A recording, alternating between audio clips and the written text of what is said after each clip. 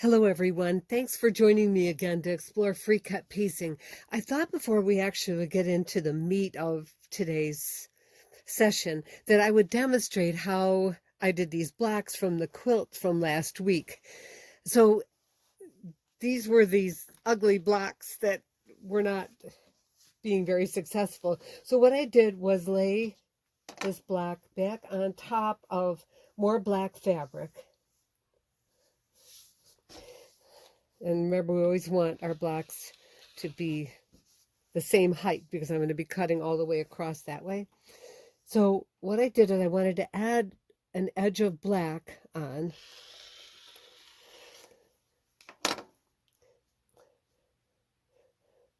So I sewed that piece on, and then to get this other block, I went and recut through this other one.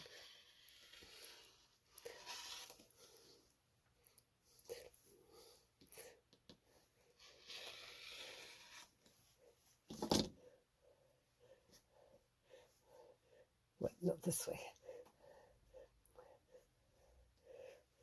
So I sewed the black to this part, the black to that part,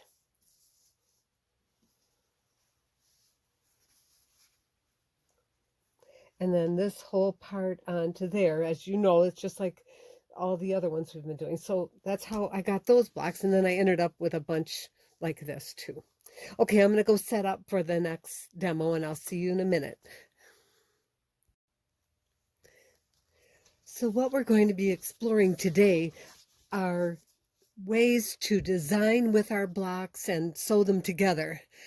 And so usually when I work, I start making units and then I start pinning them up onto my design wall to see what's happening so that I can do more of things that are working out well and do less of things that aren't. And I did want to share one of my favorite things with you, which is my Homasote design wall, which my friend Carol Reif introduced me to. Homasote is a building material that comes in sheets 4 by 8 feet. And if you can nail them up to your wall, it's ideal. And what's wonderful about them is that they're pinnable. So you can either pin into them, you can drape flannel over them so that you can just stick pieces up to them, as I've done here.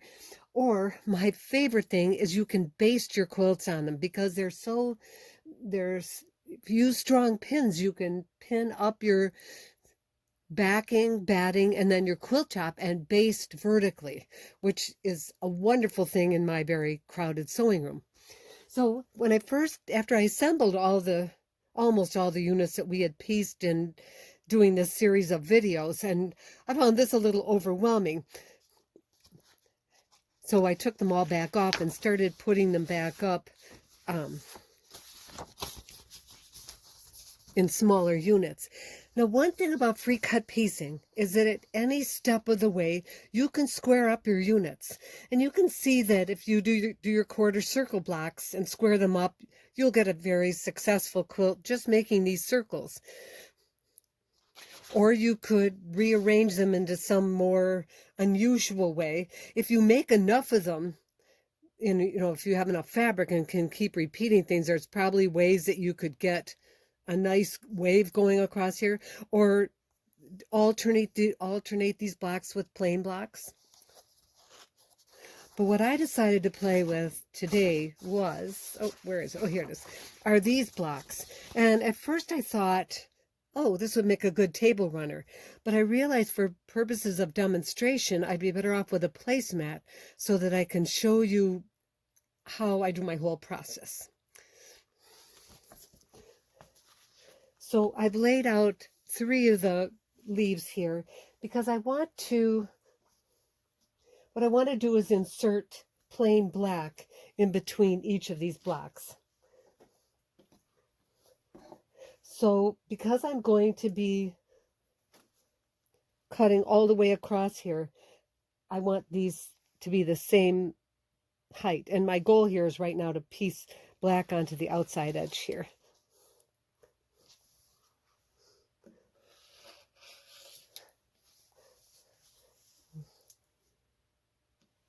And I'm going to be cutting very simple curves. As long as I have 2 layers of fabric here, I could cut very unusual curves in there that might be hard to piece, or I could do almost straight lines that when you try to free cut piece straight lines, you usually are introducing a gentle curve anyway, which I like. But I'm just going to mirror my leaf shape here. On these, when you're working larger like this, these are probably 14 inches. Pins can help you. And so it's kind of good to chunk one in here.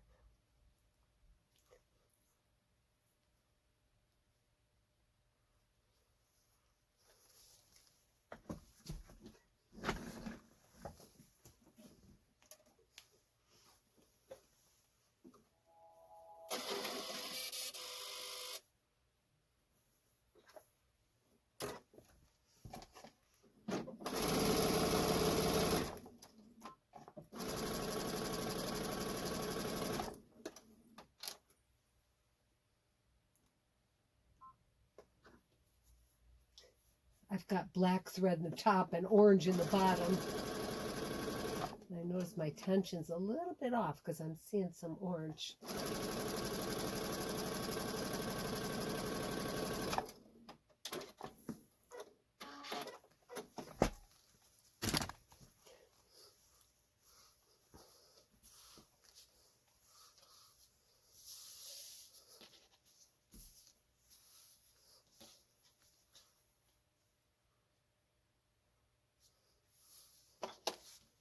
So you've got to make sure you've got 2 layers of fabric in there. So I just kind of usually do a visual check.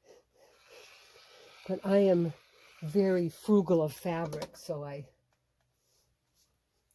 tend to watch that.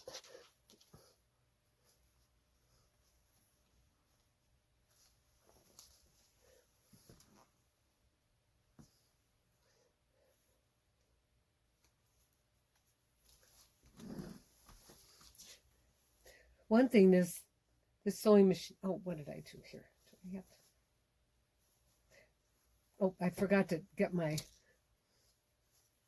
extra chunk of fabric out of there. This machine is much quieter than my industrial machine.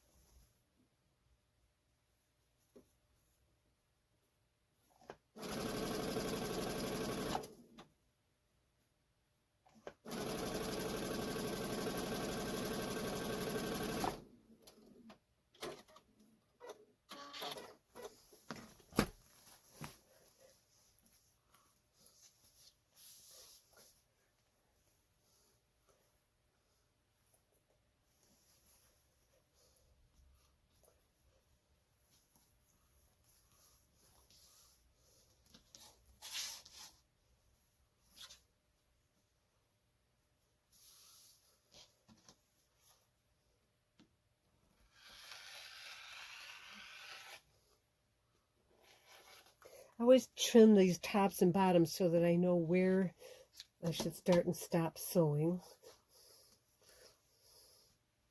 So I'm going to sew this onto here, and I'm going to repeat this all the way across for my three blocks, and then I'm going to run over and press these. So I will be, if you're working along with me, go ahead and do this, and then I'll be back in a minute. Okay, I've got this pressed all nice and flat, and what I want to have is a narrow black border around the whole thing. And I'm sorry in the previous video how the machine was off. I keep kicking the tripod and then it knocks it out of place.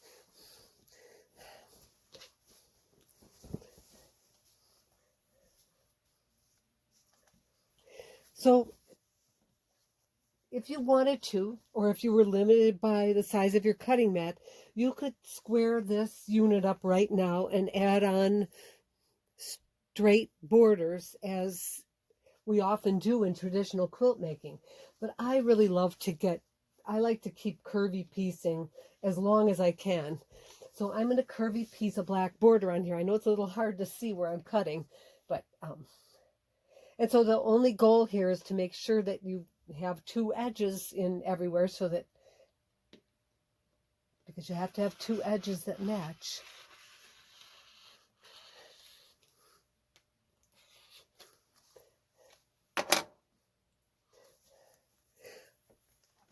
Now this is a pretty short border, but on a long border, as you can see illustrated in your class handouts, and if you haven't downloaded the class handouts yet, I will put the link in the title page so you can download it from my website, that it's very helpful to have some hatch marks in a long border like this, especially when things are curving, because if you have one that's 5 feet long, chances are you're not going to end up at the end without some guidance, pins or hatch marks or something. So I like to use a Hera marker, which gently dents fabric. You can also use chalk or whatever works for you. And I'm just going to put a few hatch marks in here for some guidance. And whenever your curves are waving back and forth, your hatch marks might not always match up, so just do like Kathy Schmidt advises, sew slowly and do the best you can, and it'll work out, which it does.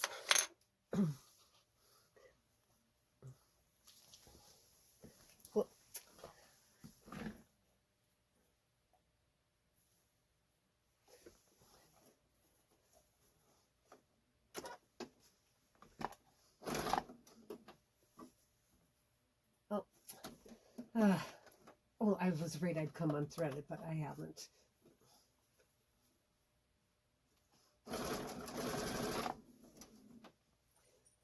Now I'm going to go look for those hatch marks on these long curves and try to get them to match up if I can. They don't always, and it has something to do with that although the edges match in length, your sewing line doesn't. And when they're waving back and forth, it's changing the actual length of that line.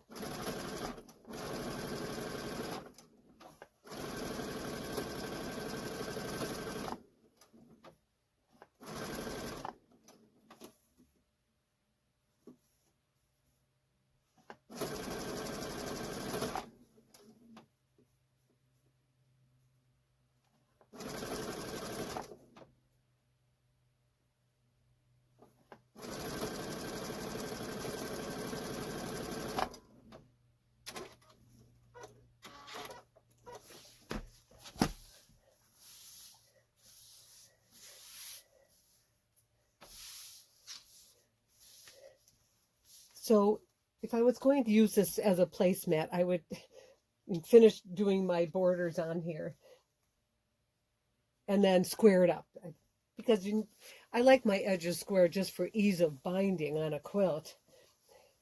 But originally I had intended to accent this piece with this fabric. And if I wanted to go ahead and do that, all right, so I'd put black on the bottom here too. And then I'd go around and start adding these pieces on again.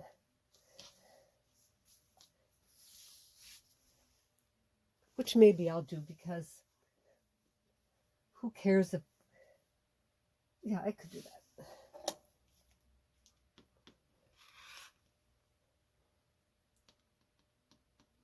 I could probably get the same effect if I used this stripy fabric as a binding.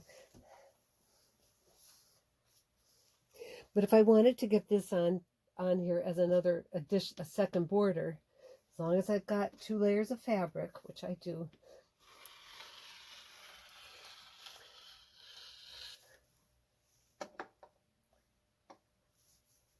And you can see I could put that on. I just like these wavy borders. So the only thing is you're limited by the size of your mat because you need to be able to lay this out nice and flat. So if I were going to progress with this, I would, put the other black border down here, and then I would go all the way around putting these stripy things on here, then square it off and bind it, which I'll probably show you in the next video. In the next video, I'm going to try to work with the dragonfly blocks we made and show you other ways that you can piece things off at odd angles. Okay, I will see you next time. Thanks for watching. Bye.